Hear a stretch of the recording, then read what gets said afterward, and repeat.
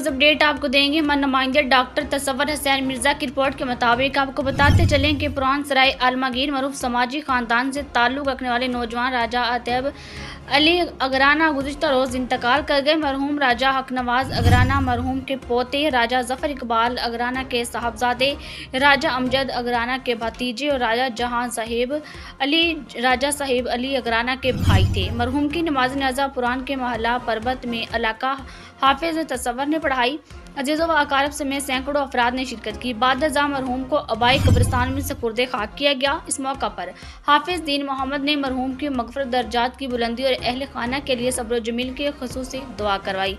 अल्लाह ताला मरहूम को मग़फ़ूर की दर्जात बुलंद फरमाए, आमीन। और लाक़िन को सब्र व जमील अता फरमाए। मौत इंसान को इसकी असल मंज़िल यानी आखिरत की याद दिलाती है। ये दुनिया फ़ानी और आर्ज़ी है, जबकि कब्र की खामोशी हर शख्स का मुक़द्दर है। हर मुसलमान को चाहे कि वो नेकियों में सबकत करे और मौत की तैयारी में ज़िंदगी गुजारे।